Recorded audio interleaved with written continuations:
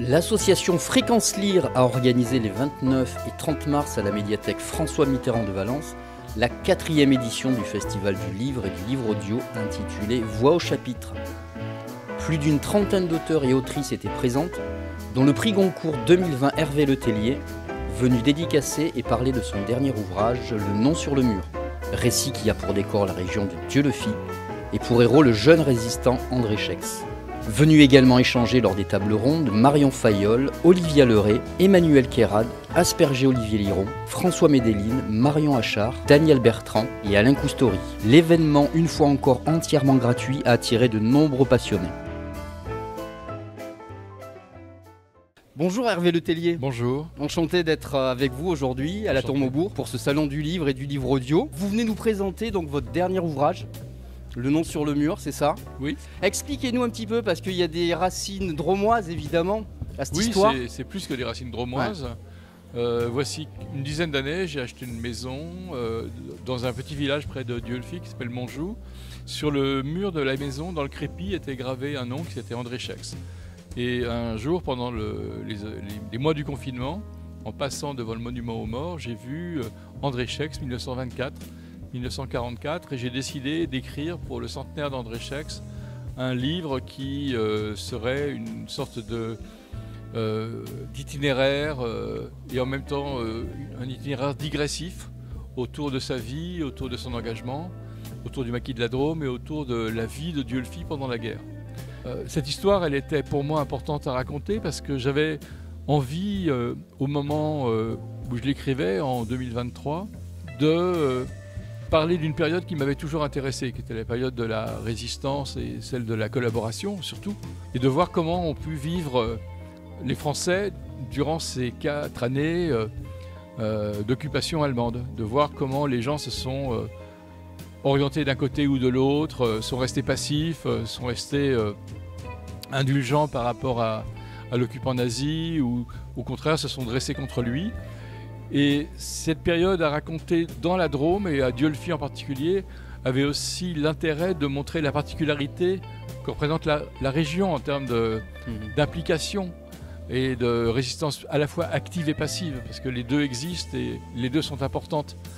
Donc tout ceci était à raconter, j'avais envie de le faire, et aussi puisque j'avais réussi à retrouver des choses très anecdotiques, mais en même temps tout à fait fascinantes pour moi, qui était le programme du cinéma de l'Éden de Dieulefit, montrer comment toute la population avait pu vivre les années d'occupation tout en restant culturellement active, tout en restant motivée par ce qui aujourd'hui nous anime, qui est la sauvegarde de la culture. Et puis enfin, il y avait une dernière chose, si je puis me permettre une dernière remarque, c'est que je voulais aussi montrer comment en nous, il y a toujours une ambivalence par rapport à l'engagement, une part de lâcheté, une part d'héroïsme, une part de veulerie même, qui fait qu'on peut basculer d'un côté ou de l'autre.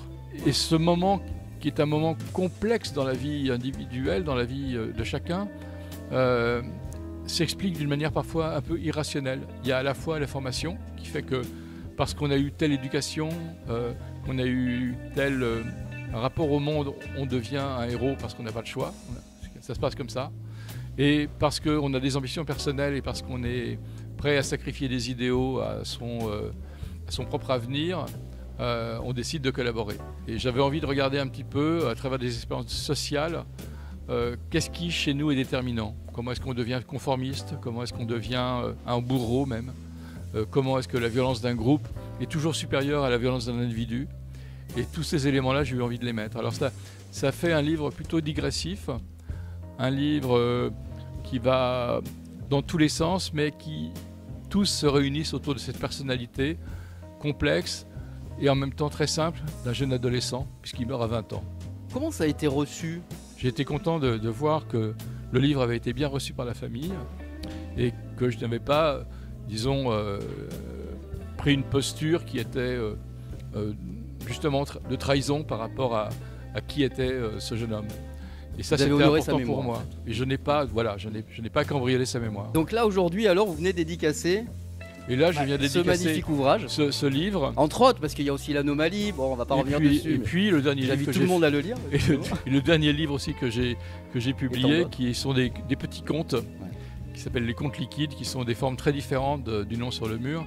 Et je suis passé d'un livre relativement science-fictionnesque qui était L'Anomalie, à un livre plus périhistorique, disons, qui était Le Nom sur le mur, pour faire un livre beaucoup plus récent qui sont des tout petits contes pour adultes.